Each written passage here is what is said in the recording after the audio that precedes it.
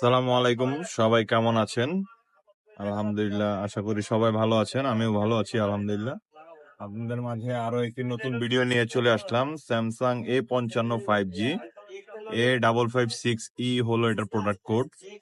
তো আজকে চলুন F64 বক্সের মাধ্যমে এটার FRP কিভাবে রিমুভ করব সেটা দেখিয়ে দিই। তো সর্বপ্রথম আমরা সেটটা আইএসপি মোডে কানেক্ট করব ইউএফএস এ। তো আমরা চলেন সরাসরি স্ক্রিনে চলে যাই। তো প্রথমে আমরা ইনফরমেশনটা রিড করে নিব F64 এর মাধ্যমে। সেটিং গুলো সবাই মনে রাখবেন। সেটিং গুলো এই যে এখানে যা সেটিং আছে সেম টু সেম সেটিং হবে, তাহলে আপনার ফোনটা আইএসপি তে কানেক্টেড হবে, অন্যথায় আইএসপি তে কানেক্টেড হবে না। তো আমাদের ইনফরমেশন রিড করা হয়ে গেছে। তো আমরা এখানে দেখবো যে স্যামসাং গ্যালাক্সি A55G এটার মডেল ডিটেলস শো, সবকিছু ইনফরমেশন শো করতেছে।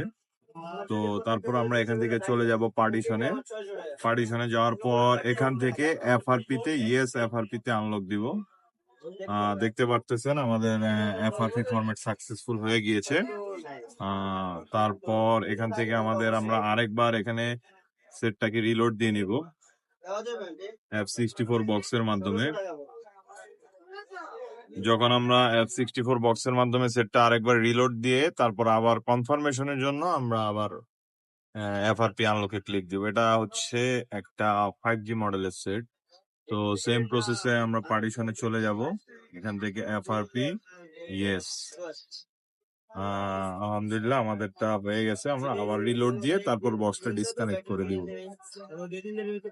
আপনাদের জন্য অনেক কষ্ট করে ভিডিও বানাই, দয়া করে সবাই লাইক শেয়ার সাবস্ক্রাইব করে দিবেন, তাহলে ভিডিও বানানোর জন্য ইন্সপাইরেশন পাওয়া যায়। ধন্যবাদ সবাইকে। সালাম আলাইকুম।